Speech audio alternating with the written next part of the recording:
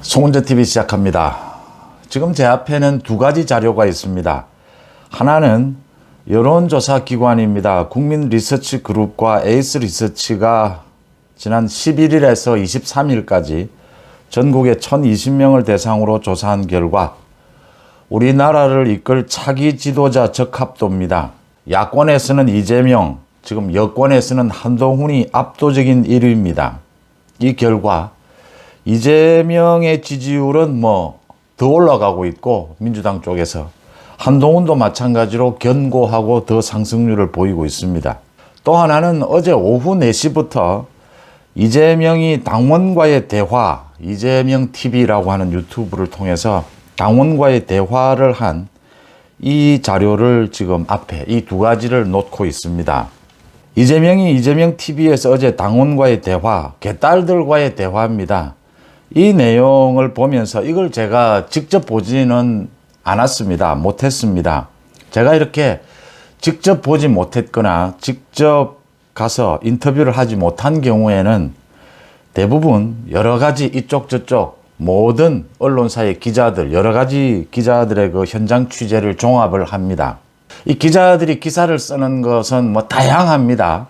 자신의 개인적인 의견이 얼마만큼 들어가느냐에 따라서 다양합니다. 그 현장에서 있었던 사실만, 팩트만 이렇게 쓰는 경우도 있고, 거기가 자기가 분석을 하는 경우 더 쭉 나아가서 자기 주장만 하는 경우까지, 그러니까 신문의 논설처럼 자기 주장만 하는 경우까지가 있습니다. 제가 가장 소중하게 여기는 것은 팩트만 전달하는 이 기사를 가장 소중하게 생각을 합니다. 이제 여기에서 모든 게 출발하기 때문입니다. 이 두 가지를 통해서 내년 4월에 있을 총선의 그림을 한번 그려봅니다. 내년 총선은 어쩔 수 없이 한동훈과 이재명의 대결이 되겠구나. 먼저 차기 지도자 적합도 지지율 조사입니다. 전체적인 지지율은, 전 국민을 대상으로 한 지지율은 크게 의미가 없습니다. 그래도 소개를 해드리면 이재명이 37.3, 한동훈이 16.4, 그 다음 홍준표 7.2, 오세훈 7.1, 원희룡 5.6, 안철수 4.2, 이낙연 4.1, 유승민 3.5, 김부겸 1.6입니다. 지금 그러니까 여권 쪽이 6명이고 야권 쪽이 3명입니다. 여권 쪽, 야권 쪽 전부를 합하면 43, 44로 비슷합니다. 그러니까 여권 쪽에는 후보가 나뉘기 때문에 한동훈 장관이 16.4에 불과하지만 이 민주당 쪽에서는 이재명으로 압도적으로 쏠림 현상이 있기 때문에 37.3입니다. 그래서 이제 민주당 지지층 가운데는 누구, 국민의힘 지지층 가운데는 누구냐, 이게 더 중요해집니다.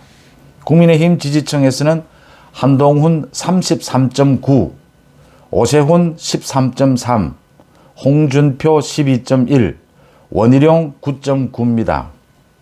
원희룡은 요즘 참 열심히 하고 있는데 지지율이 아직 만족할 만한 수준은 아닌 것 같습니다. 한동훈에 가리는 부분도 있을 겁니다.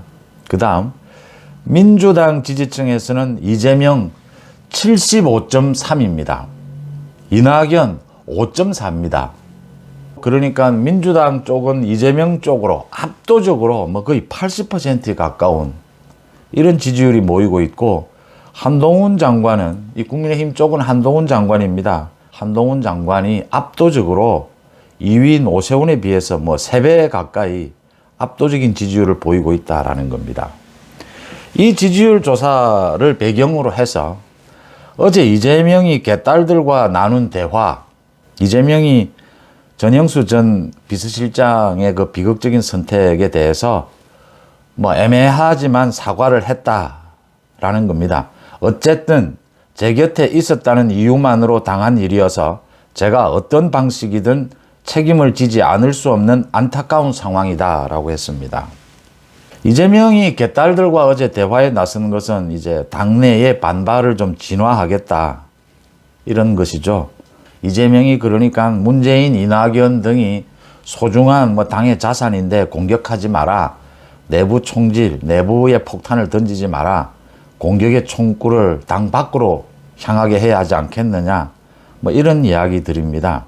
개딸들은 대표님의 생각에 동의를 하지만 도무지 분통이 터진다, 억울하다, 저쪽 그러니까 비명 반명계가 어떻게 체포동의안 때 이렇게 31표 이상 이탈표가 생길 수가 있었느냐, 배신이다, 뭐 이렇게 하고 이재명은 달래는 뭐 이런 모습을 보였습니다.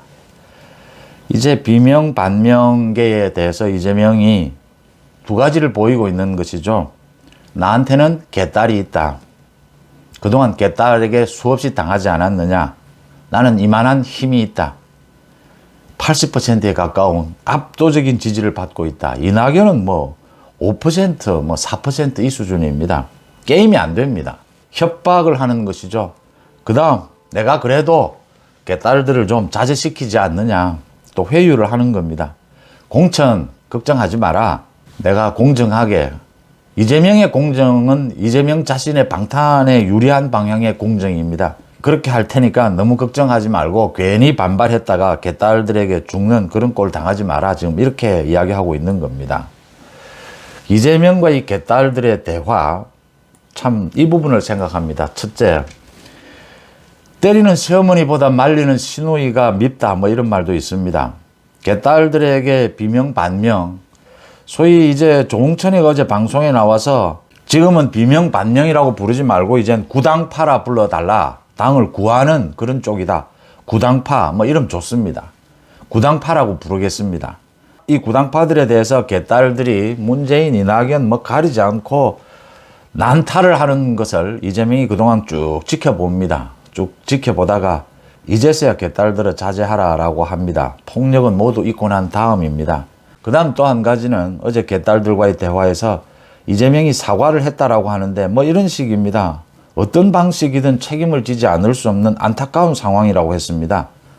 자신의 그 비서실장의 비극적인 선택을 놓고 강압적인 수사를 받아서 이런 일이 벌어졌다, 지금 이겁니다. 이게 무슨 사과입니까? 이거 사과 아니고 이재명이 또 잔꾀를 부리는 겁니다. 그러니까 제가 이 이재명과 개딸들의 대화를 보면서 가장 심각하다고 생각하는 것은 여기에는 합리적인 내용이 하나도 없습니다. 적어도 두 가지입니다. 고 전영수 씨의 이 비극적인 선택을 놓고는 검찰의 입장을 한 번은 생각해 봐야 합리적입니다. 지금 소위 정무직인 이재명이나 정진상 등이 성남FC 비리를 저질렀습니다. 이 사람들이 모두 부인을 하고 있습니다. 그러면 검찰은 당연히 공무원 가운데 이걸 뒷받침한 사람이 있을 것이다. 그 최고 책임자는 누구였느냐? 고 전영수 씨였던 겁니다. 공무원 가운데, 그러니까 늘공 가운데는 검찰은 그 조사를 하지 않을 수가 없는 겁니다. 정무직만 조사해서 시장이나 뭐 그러니까 이재명이나 정진상만 조사해서 이게 끝난다면 모르는데, 보통의 경우에는 이런 일이 발생을 하면 정무직들이 모두 자신의 책임이다라고 합니다. 늘공으로는 이 문제가 넘어가지 않도록 합니다. 왜냐하면 공무원 사회에서 늘공들은 선거로 뽑히는 인사권을 쥐고 있는 시장이 지시를 해도 늘공들은 법을 어기는 일은 거의 하지 않습니다. 어떻게든 빠져나가려고 합니다. 그런데 시장에 지시가 있으면 하지 않을 수는 없고 하는 척 하는 겁니다. 이 성남FC 관련해서도 고 전영수 씨가 한 역할은 굉장히 제한적입니다. 어쩔 수 없이 하는. 그래서 자신이 억울하다 이런 이야기인데, 이럴 경우에 대부분은 결정을 모두 시장이나 이런 이재명이나 정진상이 다 했기 때문에 검찰이 가급적이면 늘공에 대해서는 기초조사만 합니다. 알고 있기 때문입니다. 늘공들은 어쩔 수 없이 하는 척 신용을 했을 것이다.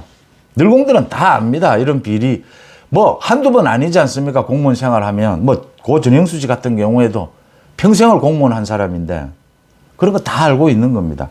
그렇지만 이런 어공들이, 이재명이나 정진상 같은 어공들이 자신의 잘못을 하나도 말도 하지 않고 하나도 책임도 지지 않으면 검찰은 그 늘공들 가장 책임자의 조사는, 기본적인 조사는 해야 되는 겁니다.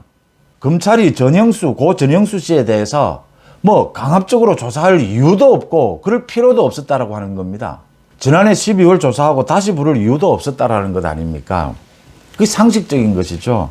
그러니까 정무직들이 책임을 져야 될 부분을 이걸 늘공에게 떠넘기는 이런 상황에서 이재명이 검찰 탓을 합니다. 그러니까 이 비서실장의 비극적인 선택, 이 부분은 검찰을 물고 들어가는 것은 상식적이지 않습니다. 아무리 개딸들이지만 이런 이야기는 나와야 된다라고 하는 겁니다. 이런 이야기는 나와야 이재명이 최소한 뭐 사과라도 했다. 사과 아닙니다. 또 한 가지는 최소한 이재명의 사법 리스크 부분이 아무리 지금 자신을 지지하는 개딸들과의 대화다. 소위 구당파에게 보여주기식의 대화다라고 하지만 이재명의 사법 리스크에 대해서 한마디도 나오질 않습니다. 제가 지금 여러 기사들을 다 보고 있는데 제가 직접 듣지는 않았기 때문에 보고 있는데 이재명의 사법 리스크에 대해서 정무적으로 걱정한다든지 이런 내용도 하나도 나오지 않습니다. 이걸 가지고 무슨 사과고 이재명이 이걸 가지고 뭐 개딸들을 뭘 자제를 시키는 겁니까 이게 지금. 그 다음 더 심각한 것은 반명 비면계의 움직임입니다. 조홍천을 비롯해서 이상민 또 전 의원인 김혜영 등등이 이재명의 대표직 사퇴, 정계 은퇴를 주장을 하고 있습니다. 그런데 지금 소위 구당파들, 민주당의 구당파들을 보고 있자면 이재명을 흔들지 못할 것으로 보입니다. 현재로 봐서는. 이재명을 저런 식으로는 이재명을 조금 더 흔들지를 못합니다. 이재명의 이 잔꾀에 판판이 넘어가고 있고 이 개딸을 중심으로 한 이재명의 이 정치적인 꼼수에 비명 반명 소위 구당파들도 공천에 목이 매여 있기 때문에 이재명의 민주당을 흔들지 못할 것이다. 지금 가장 바람직한 것은 우리 정치의 발전, 국정의 발전을 위해서는 이재명의 민주당과 그래도 좀 합리적인 민주당으로 민주당을 깨지는 못하겠지만 돈 때문에 못 깹니다. 당을 깨지는 못하겠지만 분리가 돼줘야 하는데 그래야 뭐 오늘 김기현이 이재명을 찾아가서 이제 만나게 되는데 그래야 뭐 대화도 좀 하고 국정에 협치도 좀 할 텐데 그까지 못 간다라고 하는 겁니다. 지금 현재로 봐서는 그까지 못 갈 것이다. 이재명은 구속이 되더라도 당권을 쥐고 있을 것이다. 공천권을 쥐고 있을 것이다. 뭐 고민정이나 정청래 이런 내세워가지고 뭐 연말쯤에 사퇴할 수도 있을 것처럼 공천 다 하고 난 다음에 내년에 뭐 총선에 자신은 불출마 선언을 할 것처럼 이렇게 연기를 피우면서 시간을 버는 거죠. 그렇게 가면 지금 민주당에서 이재명 지지율이 80%입니다. 차기 지도자 80%에 가깝습니다. 내년 총선은 밖에 있든 감옥에 있든 이재명 이름으로 치를 수밖에 없는 겁니다. 차기 대선도 이재명이 재판에서 완전히 끝장나기 전에는 차기 대선 후보는 민주당이 이런 식이라면 이재명 이외에 다른 사람을 만들어내지를 못합니다. 6개월 만에도 만들어낼 수 있습니다. 차기 대선 주자를. 제가 안 된다라고 하는 이유는 지금 소위 구당파 민주당 내에 비명 반명계의 저 정도의 정치력으로는 못 만들어냅니다. 만들어지지 않습니다. 이재명에게 완전히 볼모로 끌려갈 수밖에 없다. 다음 대선까지. 문제는 다음 총선입니다. 다음 총선은 이재명으로 치르는 겁니다. 이렇게 되면. 이 상황에서 벗어나지 못한다. 지금 이재명의 민주당의 169명을 보면 국회의원이 지금 300명 필요가 없다라는 생각을 하게 됩니다. 절반인 150명만 있어도 충분하다라는 생각을 하게 되실 겁니다. 169명이나 있는데 민주당에 제대로 된 국회의원 한 명도 없는 겁니다. 조홍천, 이상민 방송에 나와서 이야기하는 그건 누구나 할 수 있습니다. 뭐 이준석도 잘합니다. 그런 거. 정치의 힘은 조직화를 해내는 힘이고 타이밍을 잡아서 정확한 정치적 메시지를 내면서 국민들에게 지지자들에게 공감을 얻어내는 것입니다. 그래서 정치는 뭐 이런 이야기를 흔히 합니다. 편하게 이야기해서 정치가가 움직이는 것, 정치가 움직이는 데는 소리가 나야 한다. 과거 되돌아보시면 YSDJ 뭐 이런 이야기 하는데 가깝게 선거 때 박근혜 전 대통령이 선거 때 나타나면 어느 지역에 소리가 난다라고 했습니다. 특히 영남입니다. 부산, 대구 어디에 시장에 나타났다 하면 그 주변이 술렁술렁술렁 하는 기운이 박근혜가 온다, 박근혜가 온다. 도시 전체가 움직입니다. 이런 게 이제 정치적인 힘입니다. 지금 민주당은 안 된다라고 하는 겁니다. 그런 부분을 해낼 수 있는 능력이 없다. 정치적 기술에서 이재명의 장꾀에 계속 당하고 있습니다. 민주당이 이재명으로 어차피 목이 잡혀서 끌려서 갈 수밖에 없을 경우에 다음 총선은 이재명 심판의 선거가 되어야 됩니다. 그런데 다음 총선은 두 가지가 겹칩니다. 하나는 윤석열 정부에 대한 중간평가입니다. 민주당은 윤석열 정부에 대한 중간평가, 뭐 경제 이런 민생 이런 것 가지고 중간평가다로 가져갈 것이고, 국민의힘에서는 이제 이재명에 대한 심판으로 가져가는, 이게 맞부딪히게 될 겁니다. 다음 총선에서. 그럴 경우에 감옥에 있든 밖에 있든 이재명을 대항할 국민의힘의 얼굴은 누가 되어야 하느냐. 지금 한동훈 이외에는 찾을 수가 없다라고 하는 겁니다. 현실적으로. 지금 뭐 홍준표나 오세훈을 내세울 수는 없는 것이고, 지금 자치단체를 맡고 있으니까. 원희룡은 현실적으로 가능한데, 지금 이런 식의 지지율이라면 원희룡, 권영세는 뭐 아예 이름도 나오지 않습니다. 한동훈 밖에는 없다라고 하는 겁니다. 다음 총선은 이재명 대 한동훈의 대결이다. 윤석열 대통령이 뭐 직접 나설 수는 없습니다. 이제 외곽에서 전체적으로 이재명에 대한 심판의 가장 적임자는 지난 대통령 선거는 윤석열이었듯이 다음 총선은 한동훈이 될 수밖에 없다. 한동훈이 지금 해야 될 일들이 많습니다. 이재명에 대한 이 사법 처리, 또 뭐 인사검증, 이 인사검증이 윤석열 정부 들어서 인사검증이 자꾸 문제가 되고 검사가 너무 많다, 뭐 이런 이야기들. 근본적인 건 지금 대통령실에서 민정수석실을 없애서 거기에서 생기는 좀 엇박자들입니다. 이 민정수석을 없애고 법률비서관, 또 인사검증은 법무부에 이런 식으로 흩어놓으니까 정보라든지 이게 하나로 집결이 되지 않으니까 생기는 이 엇박자들인데, 이런 부분을 한동훈 장관이 또 해결을 해야 되고, 이 사법 리스크, 이재명에 대한 사법 리스크 이 부분도 정리를 해야 되고, 저 금수환박 지금 헌법재판소에 가 있는 저 부분의 결과도 곧 나오게 될 겁니다. 이런 걸 정리한 다음에 한동훈 장관이 이제 다음 총선에 대비해서 이 국민의힘에 합류를 해야 하지 않겠느냐, 이렇게 보입니다. 내년 총선은 이재명의 이름으로 민주당은 갈 수밖에 없을 것이다. 거기에 대항해서 국민의힘, 지금 여권에서는 한동훈으로 준비하는 것, 그런 장기적인 플랜을 짜야 할 때가 왔다. 한동훈이 다음 총선을 이끌고, 총선을 승리로 이끌고 170석은 목표로 해야 하지 않느냐라고 보입니다. 이끌게 되면 자연스럽게 차기 대권 주자로 부상을 할 것이다. 자리를 잡을 것이다. 지금으로서는 그렇게 예상이 되는 대목입니다. 여러분들은 어떻게 보십니까? 고맙습니다.